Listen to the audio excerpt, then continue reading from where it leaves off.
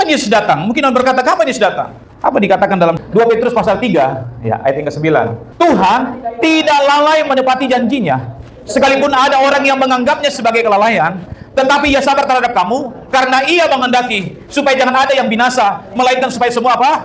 Orang berbalik dan bertobat. Tuhan sedang menunggu kita. Tuhan mau kita tetap bertahan sampai pada waktunya. Kapan kesudahannya? Matius pasal yang ke-24 ayat yang ke-13 sampai dengan ayat yang ke-14. Tetapi orang yang bertahan sampai pada kesudahannya akan apa? Selamat.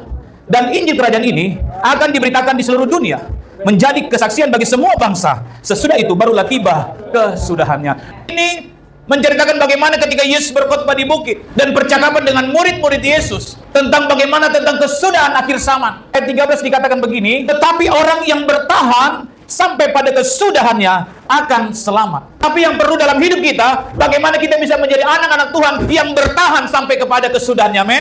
Untuk kita bisa bertahan di dalam Tuhan. Yang pertama, Wahyu pasal yang ke-3, 15 sampai dengan ayat yang ke-16. Tuhan tidak mau kita suam kuku. Artinya tidak panas, tidak dingin. Tuhan tahu pekerjaanmu. Dia mau kita menjadi orang yang sungguh-sungguh mengikut Tuhan. Kita tidak akan rugi kalau kita serius dengan Tuhan. Kita tidak akan kekurangan kalau kita serius dengan Tuhan. Carilah dulu kerajaan Allah dan kebenarannya. Maka setelah kita lakukan itu, ada Tuhan yang berjanji, aku akan menambahkan. Yang kedua, saudara, menjadi orang-orang yang siap diproses oleh Tuhan. Kalau ada proses, kita nikmati, amin. Tetapi proses itu selalu mendatangkan kebaikan. Tapi semua dalam proses untuk mendapatkan satu yang namanya hasil yang terbaik. Kita baca Yeremia 18 ayat yang ke-4.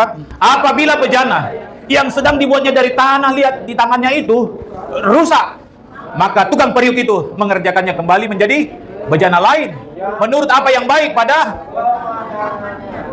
Tuhan. Tidak menginginkan sesuatu yang rusak dalam hidup kita. Segala proses yang terjadi untuk memurnikan kita.